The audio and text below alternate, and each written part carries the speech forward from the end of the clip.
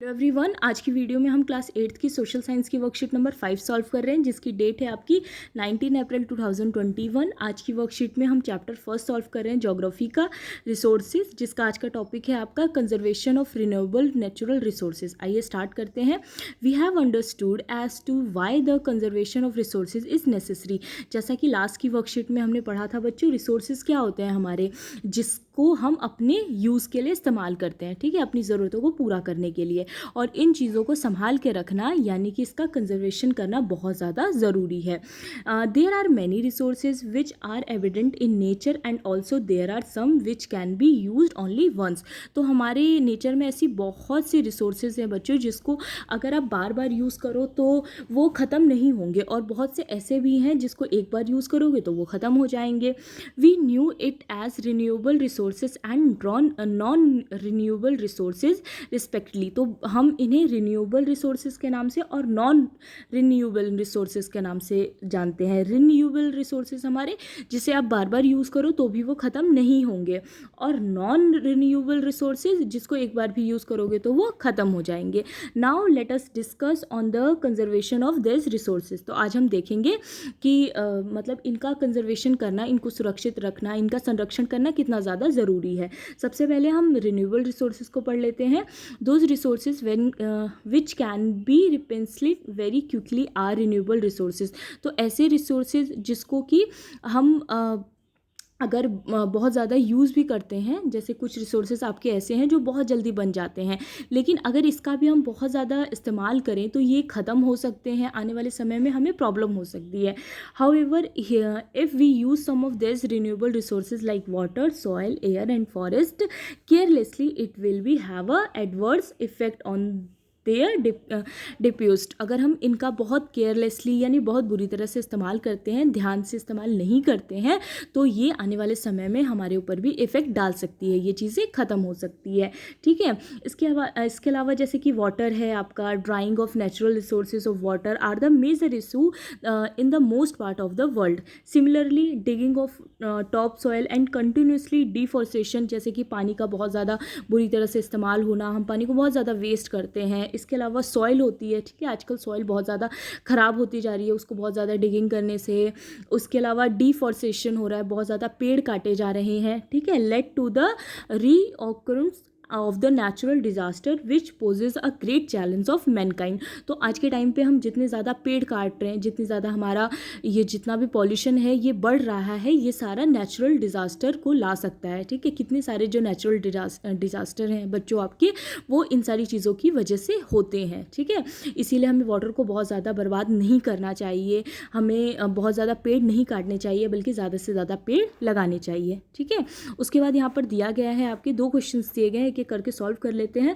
What would happen if portable water on the earth gets reduce. क्या होगा अगर जो पीने वाला जो हमारा पानी होता है वो ख़त्म हो जाए। तो इसका आंसर आप यहाँ से लिखोगे, there will be shortage of food grains. जो फूड ग्रेन्स है, जो अनाज है, उसकी कमी हो जाएगी, ठीक है। और सेकंड पॉइंट आप लिखोगे, drinking polluted water will increase water borne diseases. उसके बाद हम क्या करेंगे, क्योंकि हमारे पास पीने वाला पानी तो है नहीं, तो हम पॉल्यूटेड वाटर पिएंगे, और इसकी वजह से बहुत सी वाटर प्रॉब्लम हो सकती है, वाटर डिजीज वाली जो प्रॉब्लम होती है ना, वो हो सकती है। सेकंड क्वेश्चन है, what would happen if forest on earth gets finished. तो फॉरेस्ट अगर ख़त्म हो जाएंगे तो क्या प्रॉब्लम होगी बच्चों। सेकंड का आंसर आप यहाँ से लिखोगे, it leads to environment imbalance. हमारा जो एनवायरमेंट है वो बहुत ज़्यादा इम्बैलेंस हो जाएगा, असंतुलन बढ़ जाएगा। इसके अलावा the life of wild life will be in danger. जो वाइल्ड लाइफ है, ठीक है, जो हमारे पशुओं का जीवन है, वो भी खतरे में आ जाएगा। फिर यहाँ पर एक एक्टिविटी दी गई है, आपको ये करना है बच्चों कि आपको वाटर, सॉइल, एयर और फॉरेस्ट, ठीक है, इसके कंजर्वेशन के कुछ कुछ उपाय लिखने हैं। दो आपके लिए यहाँ पर एग्जांपल्स में दिया गया है, एक एक आपको खुद लिखना है। जैसे फर्स्ट में आप लिख सकते हो close water taps after use, ठीक है। और सॉइल में आप लिख सकते हो to improve water quality for agriculture. इसमें आप लिख सकते हो avoid usages for of crackers, कि हमें क्रैकर्स को यूज़ करना कम करना चाहिए, अवॉइड करना चाहिए, पटाखों का यूज़ करना। कंट्रोल ओवर फॉरेस्ट फायर, ठीक है। उसके बाद यहाँ पे कुछ क्वेश्चंस दिए गए हैं आपके लिए। फर्स्ट है व्हाट आर रिन्यूएबल रिसोर्सेज, तो आप इसका आंसर यहाँ से लिख सकते हो, ठीक है। पार्ट बी का आंसर यहाँ से स्टार्ट हो रहा है बच्चों, ये देखिए फर्स्ट का, resources that can be used again and again and reproduced in short period is called renewable resources such as solar energy, soil and plants, ठीक है, कि जिन चीज़ों का इस्तेमाल हम बार बार कर सकते हैं और इसे बहुत शॉर्ट पीरियड में बनाया जा सकता है, उसे रिन्यूएबल रिसोर्सेज कहते हैं। सेकेंड है how can we reduce the wastage of water, ठीक है, तो हम कैसे कम कर सकते हैं वेस्टेज ऑफ वाटर को, तो keep water taps close after use, हमेशा ही टैब बंद कर देना चाहिए जब वाटर के इस्तेमाल के बाद, जैसे, और हमेशा सेकंड चीज़ कि कभी भी हमें पानी को खुला छोड़ के कोई काम नहीं करना चाहिए, जैसे बहुत से लोग ब्रश करते हैं और टैप खुला रहता है, तो वो चीज़ नहीं करनी चाहिए और हमेशा यूज़ करने के बाद उसे बंद कर देना चाहिए। सेकंड पॉइंट आप लिख सकते हो do not waste too much water, हमें बहुत ज़्यादा पानी को बर्बाद नहीं करना चाहिए। उसी तरह से क्वेश्चन थर्ड है suggest the way for the conservation of forest, forest की कंजर्वेशन लिखने हैं आपको,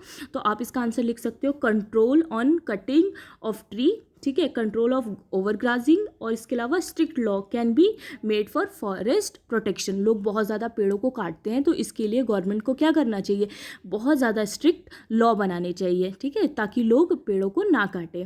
उसके बाद क्वेश्चन नंबर 4 है why is the conservation of resources for the future necessary, क्यों ज़रूरी है हमारा, मतलब ये जो रिसोर्सेज है इसका कंजर्वेशन करना, इसको बचाना क्यों ज़रूरी है, तो first for the coming generation, आने वाली जनरेशन के लिए, जैसे हमने इस्तेमाल किया वैसे उनको भी तो हक मिलना चाहिए ना।